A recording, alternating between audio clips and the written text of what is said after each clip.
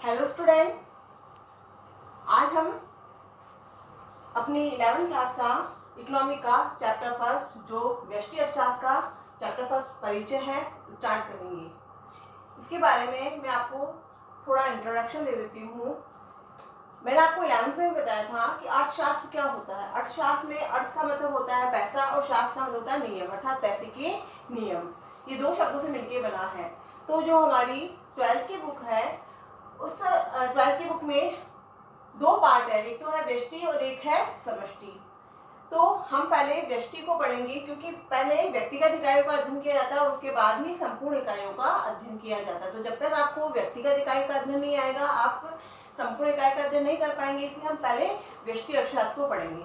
तो अर्थशास्त्र के अंतर्गत दो चीजों का अध्ययन किया जाता है, व्यष्टि और समष्टि। व्यष्टि का मतलब होता है एक व्यक्तिगत इकाई का अध्ययन, अर्थात एक उपभोक्ता, एक उत्पादक, एक फर्म का अध्ययन। इसे कीमत सिद्धांत के नाम से भी जाना जाता है। अगर एक उपभोक्ता है तो वह क्या चाहेगा कि वह अपनी संतुष्टि को अधिक से अधिक करे। अगर एक उत्पादक और एक फर्म है तो वो ये चाहेंगे कि वह ज्यादा से ज्यादा लाभ कमाए। तो व्यष्टि अर्थशास्त्र के अंतर्गत एक उपभोक्ता, एक उत्पादक, एक फर्म का अध्ययन किया जाता है।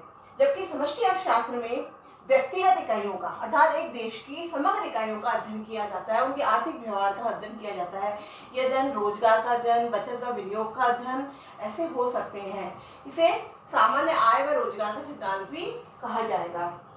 अब एक उपभोक्ता है तो वह उपभोक्ता कोई ना कोई आर्थिक क्रिया कर रहा है। वह आर्थिक क्रिया है चाहे उत्पादन, उपभोग, निवेश या विनिमय, क्योंकि समाज में किसी भी व्यक्ति को जीवित रहने के लिए आर्थिक क्रियाएं करनी ही पड़ेगी। तो ये आर्थिक क्रियाएं हैं, उसमें सबसे पहले आता है उत्पादन।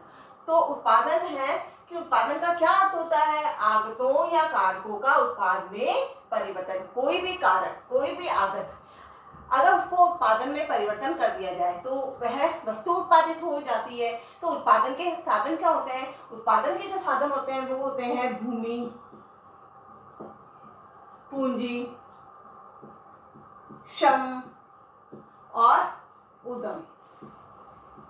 अब भूमि, पूंजी, श्रम और उद्यम। तो अगर भूमि पड़ी है, पूंजी है, श्रम है, उद्यम है, तो ये सारे उत्पादन के साधन है। अगर इन साधनों की सहायता से किसी भी वस्तु का निर्माण किया जाएगा तो हम कह सकते हैं उस वस्तु का क्या हो गया है, उत्पादन। तो हमें जो भूमि, इनका जो प्रतिफल होता है, इनका जो प्रतिफल होता है, इन तीनों का क्या, इन चारों का क्या प्रतिफल होता है? जो भूमि है, भूमि के प्रयोग का प्रतिफल होता है लगान, पूंजी के जो प्रयोग है उसका प्रतिफल होता है ब्याज, और श्रम के प्रति जो प्रयोग का प्रतिफल होता है मजदूरी, और उद्यम को क्या मिलता है, लाभ। तो ये जो सारे साधन है, इन सभी साधनों की सहायता से उत्पादन किया जाता है। ये जो साधन है इनको कारक भी कहा जाता है, ये उत्पादन के कारक भी कहलाते हैं। इसके बाद आता है उपभोग। आवश्यकताओं की संतुष्टि के लिए वस्तुओं और सेवाओं का प्रयोग। कोई भी व्यक्ति है उसे किसी न किसी वस्तु की आवश्यकता रोजमर्रा के जीवन में पड़ती ही रहती है। तो हम अपनी आवश्यकताओं की संतुष्टि के लिए अगर किसी वस्तु का या फिर सेवाओं का, या सेवाओं से क्या आशय है, सेवाओं का मतलब होता है किसी डॉक्टर की सेवा, किसी इंजीनियर की सेवा या फिर किसी अध्यापक की सेवा। तो इनका अगर प्रयोग किया जाता है तो इसका मतलब हमने क्या किया, अपनी आवश्यकताओं की संतुष्टि के लिए किसी वस्तु और सेवाओं का प्रयोग किया है। तो यह हमारा उपभोग कहलाएगा। इसके बाद आता है निवेश। उत्पादन आगे बढ़ाने के लिए उपकरणों और मशीनों का प्रयोग। अगर हम मान लीजिए किसी वस्तु का उत्पादन कर रहे हैं और उत्पादन के दौरान हमारी किसी भी मशीन में घिसावट आ गई। अब घिसावट आने से क्या हुआ, मशीन बेकार हो गई, बेकार होने से प्रोडक्शन कम हो गया। तो हम जब उस उत्पादन को और आगे बढ़ाने के लिए किसी नवी मशीन का जो है स्थापित करते हैं या कोई नया उपकरण लगाते हैं जिससे क्या होता है हमारा उत्पादन बढ़ जाता है, तो हम ये कहेंगे कि हमने क्या कर दिया, निवेश किया है। इसके बाद आता है आर्थिक क्रियाओं में अगला टॉपिक विनिमय।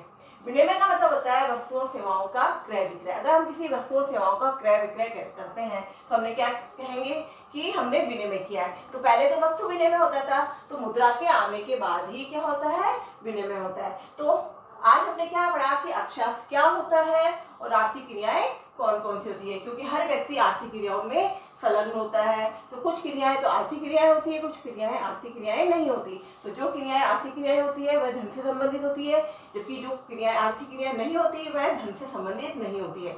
जैसे बस स्टैंड पर घूमना, तो जो बस स्टैंड पर हम घूमेंगे तो हम, इसका मतलब है कि बस स्टैंड पर घूमना हमारा आर्थिक क्रिया नहीं कहलाएगा, क्योंकि हम वहाँ मजे करने के लिए, अपना शौक के लिए या फिर ऐसे ही टहलने के लिए चले गए, तो ये क्रिया हमारी आर्थिक क्रिया नहीं है। अगर वहाँ कुली घूम रहा है तो वह कुली माल को ढोने के लिए, माल का बोझा उठाने के लिए, किसी व्यक्ति का सामान उठाने के लिए घूम रहा है, इसका मतलब वह क्या है, आर्थिक क्रिया कर रहा है। तो आपके द्वारा जो घूमा गया, जो बस स्टैंड पे घूमना है, वह आर्थिक क्रिया नहीं है, जबकि कुली के द्वारा जो घूमना है वह आर्थिक क्रियाओं में आएगा।